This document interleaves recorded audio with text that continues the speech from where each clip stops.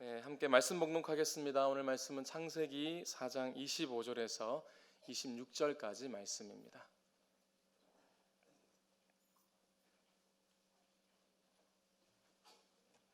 아담이 다시 자기 아내와 동침함에 그가 아들을 낳아 그의 이름을 셋이라 하였으니 이는 하나님이 내게 가인이 죽인 아벨 대신에 다른 씨를 주셨다 함이며, 셋도 아들을 낳고 그의 이름을 에노스라 하였으며 그때의 사람들이 비로소 여호와의 이름을 불렀더라. 아멘.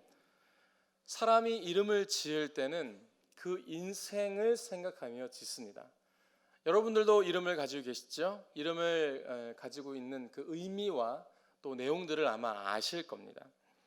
보통 한 사람이 태어나면 그 아이의 인생, 미래까지 생각하면서 이름을 짓게 되는 것이죠. 신앙이 없는 경우에도 이름을 지을 때 아주 중요하게 생각하기 때문에 장명소를 가서 짓는다거나 하는 일들이 있습니다. 대법원에 출생신고를 한 그 통계를 보니까 재밌는 통계가 있습니다. 40년대부터 60년대까지는 어떤 이름이 유행했을까요? 1위가 영수, 정훈이었습니다. 남자 이름이. 여자 이름은 1, 2위가 뭘까요? 예측이 되십니까? 어떻게 아시나요? 영자, 네, 영숙. 여기도 계시죠? 네, 반갑습니다. 70년대, 80년대에는 남자 1위는 좀 이름이 달라집니다. 남자 1위는 이름이 지훈이었고요. 여자는 정숙이었습니다. 2010년대 이후의 통계를 보니까 남자 1위를 다투는 이름 중에 70년, 80년대처럼 지훈이란 이름이 있었고, 더불어서 민준, 현우, 도현, 서준 이런 이름이 또 유행을 했고, 또 여자의 이름을 보니까 서연, 지원, 수연, 서윤 이런 이름들이 있습니다. 우리 주일학교에 가면 어떤 이름들이 많을까요?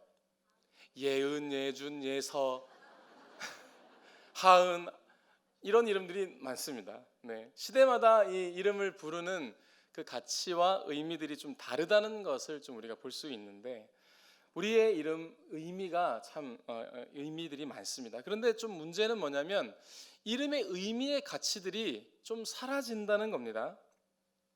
문제를 담고 있을 때, 어려움이 있을 때 우리는 우리의 이름을 잊을 때가 있고, 또 우리 그리스도인들은 어떻습니까? 그리스도인이라는 이름이 있습니다. 그런데 그리스도인이라는 이름을 잊고 살아갈 때가 많은 것이죠. 마트에서 이런 일이 있습니다. 어떤 중년의 남자분이 여성분을 부르십니다. 아내분인 것 같아요. 어이! 야! 이러시는 거예요. 좀 민망했습니다. 근데 그 얘기를 받아치시고 여자분이 그 남편에게 오시면서 이 양반이 이렇게 하면서 오더라는 거죠. 참 이름의 의미가 가치 있고 의미가 있어야 될 텐데 이렇게 이름의 의미가 우리의 일상 속에서 좀 사라져 버린다는 건 좀 아쉬움인 것 같습니다. 우리가 하나님의 이름을 부를 때도 그 이름의 의미나 가치를 잊을 때가 많은 것 같아요. 우리가 주님을 처음 만났을 때는 어떻습니까? 주님이라고 기도만 하면 우리의 마음에 뜨거움이 찾아옵니다.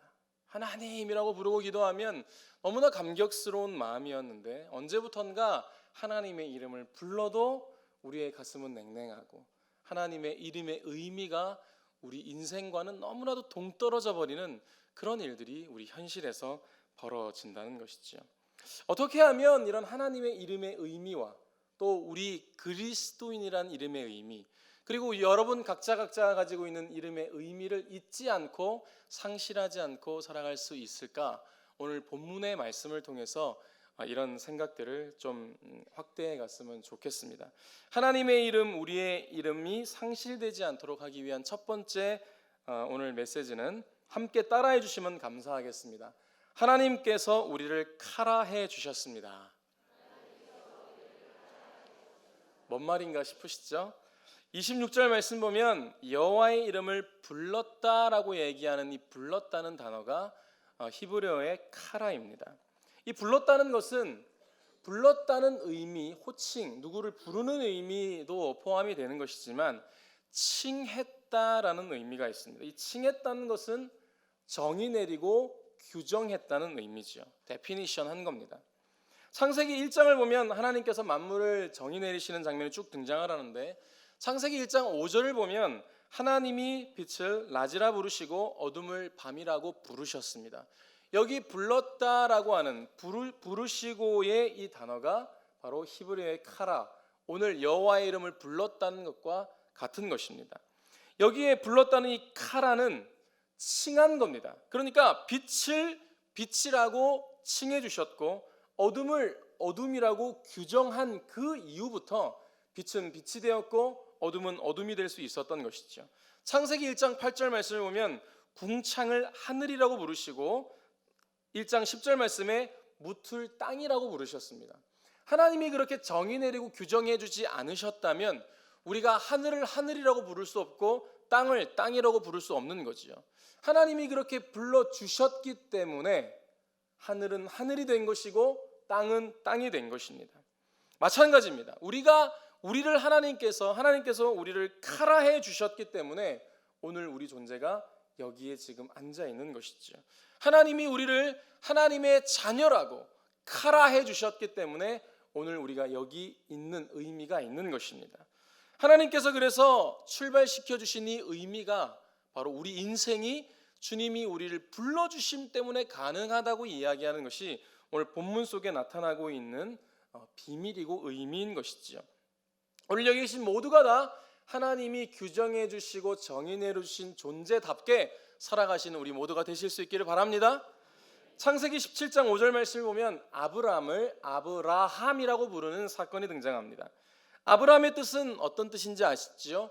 고귀한 아버지라는 의미, 그냥 아버지라는 의미를 좀 더 깊게 얘기한 건데 하나님이 아브라함이라고 부르셨습니다. 아브라함의 의미는 무엇입니까? 열국의 아비인 것이죠. 그래서 아브라함이 이제는 한 사람의 아버지가 아니라 열국의 아버지로서 규정되고 정의 내려진 이후에 그의 인생이 달라지고 있다는 것을 우리는 말씀 속에서 볼 수 있는 겁니다. 새롭게 정의해 주신 것이지요. 요한복음 1장 42절을 보면 내가 요한의 아들 시몬이니 장차 개바라하리라는 말씀이 등장합니다. 시몬, 베드로를 이야기하는 겁니다. 시몬이라는 단어는 아람어, 즉 이스라엘인들끼리 서로 통용되는 언어였는데 이 개바는 번역하면 베드로인데 베드로는 헬라어입니다. 그러니까 다시 말하면 당시에 공용되었던 언어로 이제 아람어로 표기되어 있는 네가 이스라엘만을 위한 존재가 아니라 이 시대를 아우르는 전 존재로 내가 너를 불렀다는 얘기가 바로 게바, 베드로라고 부른 의미인 것이죠. 그러니까 베드로는 한 존재가 이스라엘에 묶여있는 존재가 아니라 이제 전 세계를 향해 뻗어나갈 사명자로 불렀다는 것을 이 단어 이 부름의 차이로 우리는 알 수 있는 겁니다. 그러니 하나님께서 카라 하시면 우리가 다른 존재가 되는 것이고 새로운 존재가 되는 것입니다. 여기 앉아있는 모든 분들이 바로 주님께서 우리를 불러주셔서 여기 이 자리에 함께 하셨고 오늘 우리가 다른 존재로 부름을 받았다는 사실을 우리가 기억할 때 우리는 하나님의 이름도 우리의 이름도 상실하는 것이 아니고 그 이름답게 살아갈 수 있게 되는 것이죠. 옆에 계신 분에게 이렇게 한번 격려를 해주시면 좋겠습니다. 주님이 성도님, 집사님, 권사님, 장로님을 부르셨습니다. 이렇게 얘기를 해주십시오. 시작.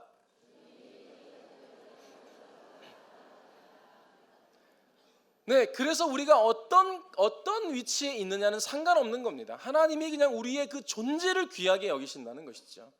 그런 우리가 그 사실을 알고 살아갈 때 우리는 우리의 인생이 얼마나 가치 있고 소중한지를 아는 것입니다. 1999년에 내 마음의 풍금이라는 영화가 있습니다. 혹시 그 영화 보신 분들 한번 손 한번 들어봐 주실까요? 네, 내 마음의 풍금. 전도연하고 우리 이병헌이 연기했던 그 영화입니다. 많이 못 보셨네, 그죠? 이 내 마음의 풍금이라는 영화 속에 보면 전도연을 부르는 호칭이 엄마가 부르는 호칭이 어떤 호칭이었냐면 어머니가 함경도 분이셨습니다. 그래서 그 딸을 지칭하면서 이렇게 지칭합니다. 이 에미나이가 이렇게 부르는 겁니다.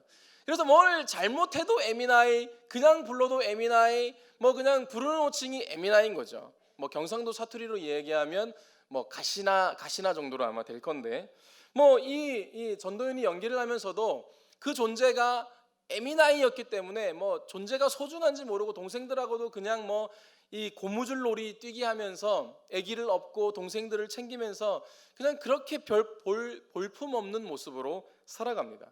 그런데 그 인생에 역사적인 사건이 딱 벌어지는데 어떤 일이 있었냐면 이 전도연이 이제 엄마의 심부름을 하면서 빨래를 이제 이 가마솥에 끓인 거죠. 근데 너무 방치하다 보니까 태워 먹었습니다. 그래서 이제 도망을 가는데 또 어머니는 여전히 이 예민아이가 너 집에 들어오면 다리 몽둥이를 부러뜨릴 거야라고 얘기하면서 막 도망을 치는데 도망치는 그 길에서 누구를 만나냐면 이병헌을 만난 거죠. 이병헌은 거기 지금 시골 마을에 오는 선생님의 역할이었습니다.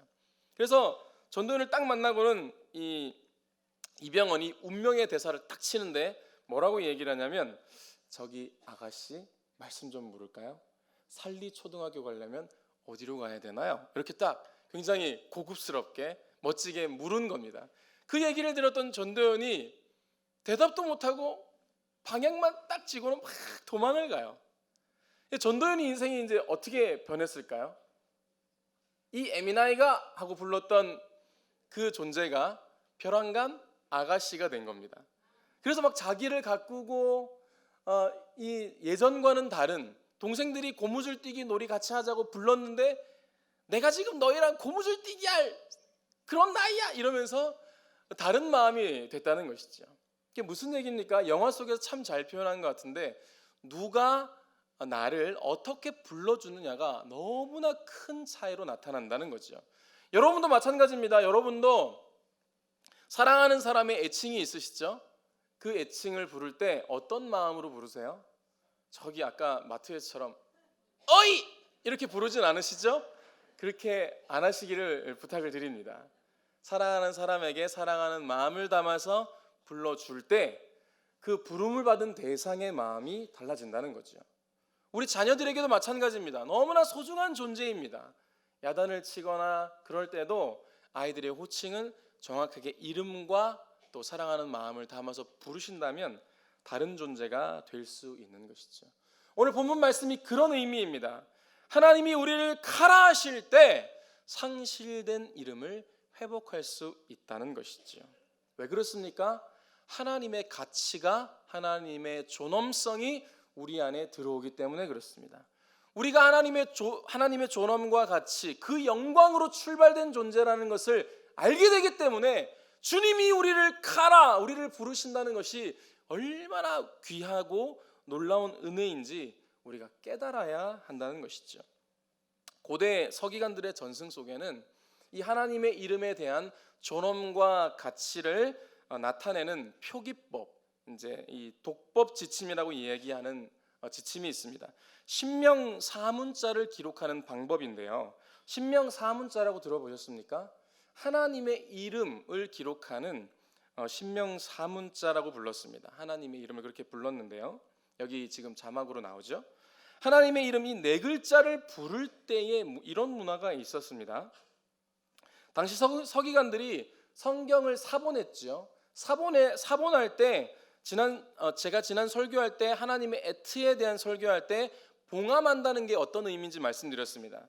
봉함한다는 건 원본이 손상되지 않도록 잘 보관했다가 필사할 때만 꺼내서 봅니다. 그래서 사본을 남기고 사본을 이렇게 쓰는 것이 바로 서기관들이 해야 될 일이었죠.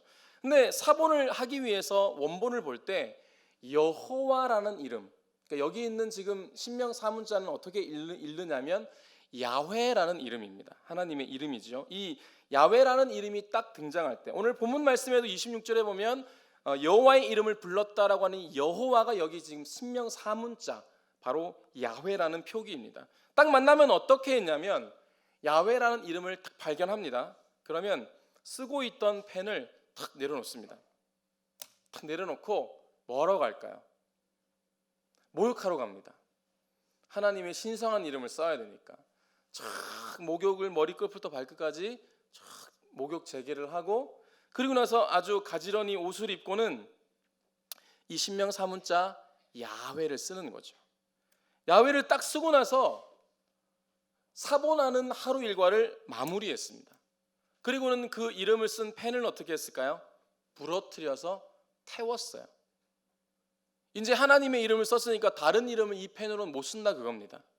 그러니까 하나님의 이름을 얼마나 귀하게 여겼는지 서기관들의 문화에 나타나요. 우리가 예수님이 서기관들을 지칭할 때 이 독사의 자식들아 이렇게 얘기를 하니까 서기관들을 좀 멸시하는 부분이 있습니다만, 그러나 서기관들의 그 전승, 원래 출발된 그들의 사명은 이렇게 하나님의 이름을 고귀하게 여기는 일이었던 거죠. 우리가 여기까지는 못한다 해도 우리가 하나님의 이름을 얼마나 귀하게 여겨야 되겠습니까? 구약에는 하나님의 이름 야훼가 몇 번 등장하냐면 5495번이 등장을 해요. 365일로 계산하면 몇 년이 걸리겠습니까? 이 구약에 있는 성경만 필사할 때 15년이 걸려요. 그러면 모세오경을 그때는 정경으로 받아들였으니까 모세오경에는 야훼라는 이름이 몇 번 등장하냐면 1540번이 등장합니다. 몇 년 걸릴까요? 4년이 넘게 걸리는 대작업을 서기관들이 하나님의 이름의 고귀함을 담아서 했던 겁니다. 그리고는 사본하고 그 단어를 다 쓴 다음에 단어의 개수를 다 헤아리고 단어의 개수가 하나라도 잘못하면 그 사본한 것을 찢어버렸어요. 왜냐하면 이 성경이 잘못되면 안 된다라는 성경적인 가치를 귀하게 여겼기 때문에 그렇습니다. 이렇듯 이 하나님을 귀하게 여기는 문화가 그들 안에 있었던 거죠. 우리가 좀 그들 안에 좋은 전승은 우리가 좀 받아들여야 하지 않겠습니까? 그리고는 야훼를 하나님의 이름 야훼라고 부르지 못하는 겁니다. 왜? 그 이름이 너무나 고귀한 이름, 스스로 있는 자라는 의미이기 때문에. 그래서 그 야훼라는 이름에 다른 모음을 붙여가지고 뭐라고 불렀냐면 오늘 설교 제목에 등장하는 것처럼 아도나이로 읽은 겁니다. 그러니까 야훼라고 쓰고 아도나이로 읽은 거죠. 하나님의 이름을 감히 내 입으로 부르지 못한다라고 얘기해서 아도나이라는 이름으로 바꿔 불렀던 겁니다. 이 아도나이라는 단어의 뜻은 바로 주님이라는 뜻입니다. 그래서 그들이 카라 아도나이, 이건 무슨 얘기냐면 주님을 부릅니다 라는 의미인 것이죠. 그러니까 그들이 그런 문화와 전승을 가지고 사본을 필사했던 거죠. 우리가 이런 전승 기록들에 남아있는 하나님의 존엄에 대해서 우리가 좀 우리의 삶의 것을 좀 가지고 오면 좋겠습니다. 하나님이 우리를 카라로 불러주신다면 우리 안에 하나님의 존엄과 가치가 이제 출발된다는 것을 기억하고 내가 그런 존재다, 내가 그런 하나님으로부터 출발된 축복의 존재라는 것을 믿을 수 있는 우리 모두가 다 되실 수 있기를 바랍니다. 하나님의 이름, 우리의 이름이 상실되지 않도록 하기 위한 두 번째 원리는요, 한번 따라해 주십시오. 우리가 하나님을 카라해야 합니다. 시작. 오늘 본문에는 셋의 아들 에노스가 등장을 하는데 참 독특하게도 에노스가 태어나고 나서 비로소 여호와의 이름을 불렀다라고 이야기합니다. 여호와의 이름이 왜 이때 불려진 걸까 살펴보니까요, 아벨 때까지 아담과 하와가 아벨이 죽은 뒤로는 제대로 예배를 못 드린 것 같아요. 그래서 아벨 대신 다른 씨를 주셨다라고 해서 셋이라고 이름하고, 셋이 이제 에노스를 낳았을 때, 셋이 이제 장성한 성인이 되었을 때 비로소 여호와의 이름을 불렀는데, 이 불렀다라고 이야기하는 이 카라의 의미에는 어떤 의미가 하나 더 있냐면 한번 따라해 주십시오. 선포하다는 의미가 있습니다. 이 선포하다는 의미는 지금 말로 얘기하면 예배했다는 겁니다. 그러니까 그때까지는 하나님을 제대로 예배 못하는 거죠. 근데 왜 에노스를 낳고 나서는 여호와 이름을 불렀냐면 에노스의 이름에 그 의미가 담겨 있습니다. 에노스의 이름은 무엇이냐면요, 한번 따라해 주십시오. 연약한 인간. 연약한 인간이라는 뜻인데 그것을 해석하면 이런 뜻입니다. 죽을 수밖에 없는 존재. 그러니까 셋이 에노스를 낳고 나서 뭘 깨달았냐면 인간이란 존재가 죽을 수밖에 없는 연약한 존재다, 하나님 없으면 안 되는 존재라는 것을 알고 나서 그때야 비로소 여호와의 이름을 부르고 온전한 예배로 나아갈 수 있게 되었던 겁니다. 그러니까 우리가 주님의 이름을 카라라고 부르고 주님의 이름을 부르는 것이 얼마나 소중하냐면 우리의 사명을 확인할 수 있는 거죠. 사명을 회복할 수 있는 겁니다. 존재의 의미를 우리가 다시 한번 깨달을 수 있게 되는 것이 우리가 주님을 그렇게 카라라고 부를 때 가능한 것이죠. 존재 인식, 죽을 수밖에 없다는 것을 깨달았을 때야 비로소 하나님의 존재를 깨달았다는 겁니다. 우리 안에 이런 깨달음이 있으시기를 바랍니다. 우리가 주님을 부르면서 그 주님을 부를 때 우리 안에 잊었던 이름의 의미, 하나님의 이름의 존엄, 내 삶의 사명을 재확인한다면 우리는 다른 인생 살아갈 수 있는 것이지요. 두 가지 말씀드렸습니다. 하나님이 우리를 카라해 주셨다는 것, 그리고 우리가 하나님을 카라해야 한다는 것. 주님께서 우리를 존재로 지칭하시고 나서 그 존재의 의미를 나타내는 것이 우리가 주님을 부르는 행위라는 겁니다. 앞서 말씀드린 아브라함이 아브라함 되었을 때를 다시 한번 생각해 보십시다.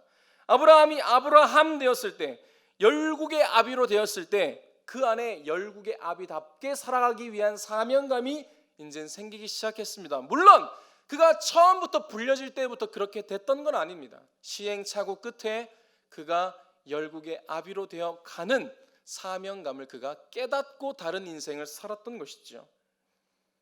창세기 1장 8절에 궁창을 하늘이라 부르시고 무틀 땅이라고 불렀다는 내용을 앞에 말씀드렸습니다. 하나님이 창조의 영역을 카라했을 때, 규정하고 정의 내렸을 때에 이제 빛은 빛으로 불려지면서 어떤 일을 하는 것입니까? 빛이 모든 세상을 밝히는 일, 이건 빛의 사명인 것이죠. 땅은 땅이 된 것입니다. 땅이 이제 어떤 사명을 펼치는 것입니까? 땅이 이제 가지고 있는 영양분을 씨앗에게 주고 나무가 자랄 수 있게, 자연이 자랄 수 있게 하는 사명을, 땅은 그 사명을 가지고 갔던 겁니다. 그것이 주님이 그 땅을, 빛을 카라라고 해주셨기 때문에 그런 것이죠. 요한복음 1장 42절에 요한의 아들 시몬을 장차 게바라 하리라, 이름만 게바, 베드로로 바뀐 게 아니라 베드로의 인생은 어떻게 바뀌기 시작했습니까? 하나님의 자녀로, 정말 믿음의 반석으로, 모든 시대의 반석으로, 교회의 반석으로 이렇게 토대로 마련하기 위해서 그의 인생이 달라지고 그의 삶이 달라지고 그 이름이 달라지게 되었던 것이죠. 그 이름에 합당한 존재로 만들어져 갔다는 것입니다. 이 일이 어떻게 가능한 것입니까? 우리가 주님을 부를 때, 주님을 카라라고 부를 때, 이것이 가능한 일인 것이죠.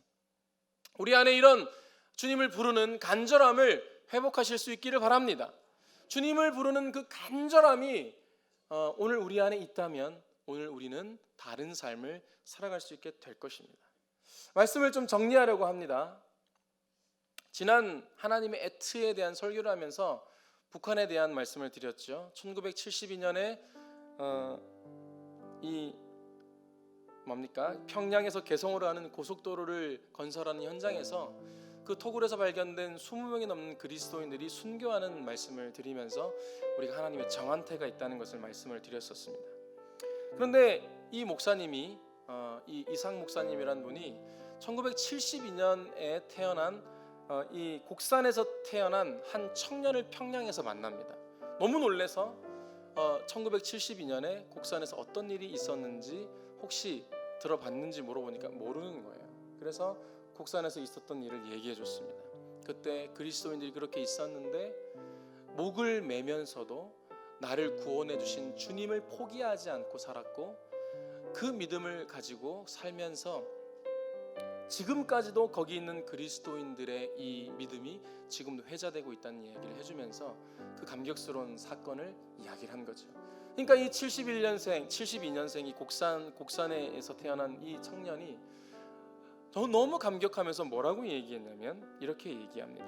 제가 그러면 그 거룩한 그루터기네요. 이렇게 얘기를 하는 거죠.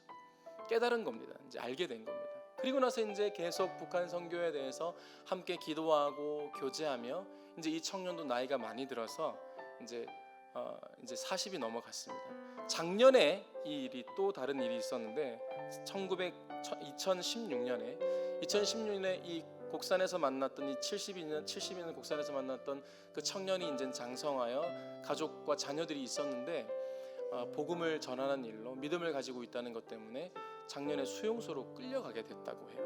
그래서 도울 수 있는 길이 끊어졌는데 겨우겨우 어떻게 여러 사람들하고 편지를 나누는 가운데 그 수용소에 있는 그 청년으로부터 편지가 한 통 왔습니다.